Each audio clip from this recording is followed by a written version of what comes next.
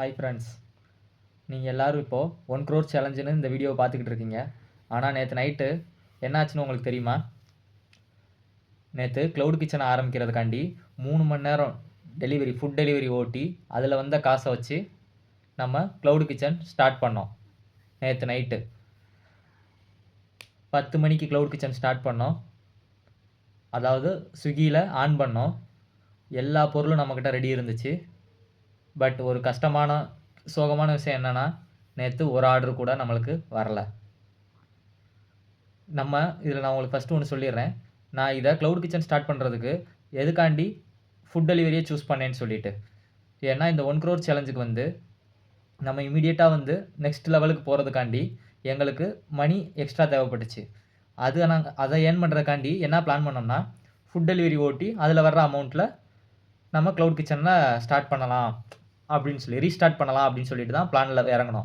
அதே மாதிரி நேற்று 3 மணி நேரம் தான் ஓட்டினோம். அதிலே பார்த்தீங்கன்னா ஒரு 490 கிடச்சிச்சு நம்மளுக்கு பெட்ரோல் 50 ரூபா போனாலும் பேலன்ஸ் காசு இருந்துச்சு. அதை வச்சு இந்த லிஸ்ட்டில் உங்களுக்கு தெரியும் பாருங்கள், இந்த லிஸ்ட்டில் இருக்கிற பொருளெல்லாம் நேற்று வாங்கி நம்ம ஸ்டார்ட் பண்ணியாச்சு.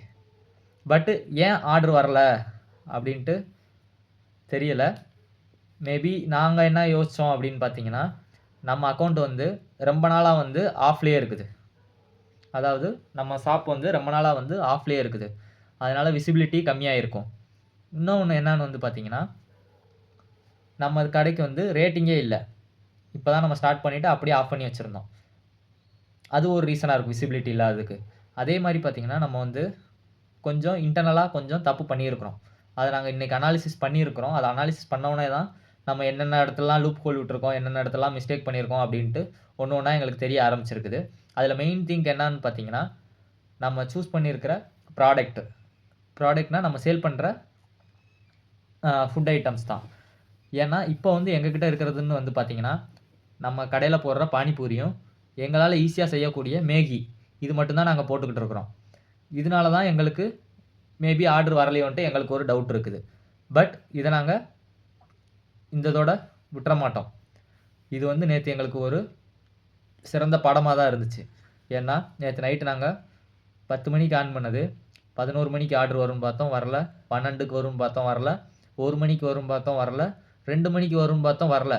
இப்படியே உட்காந்துக்கிட்டு இருந்தோம். விடிஞ்சே போயிடுச்சு. எங்களுக்கு ஆர்டர் நோட்டிஃபிகேஷன் ஒன்று கூட வரல. ஓப்பனாக சொல்லணும்னா, Day 2 க்ளவுட் கிச்சன் சேலஞ்சில் நம்ம நேற்று ஃபெயில் ஆகிட்டோம். பட் கண்டிப்பாக இதில் நம்ம கம்பேக் கொடுப்போம்.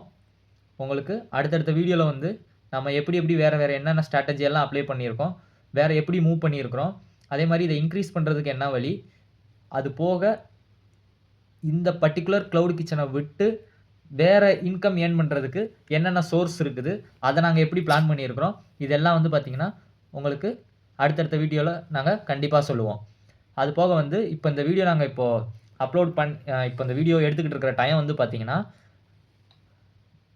நைட்டு 1 மணி ஆகுது.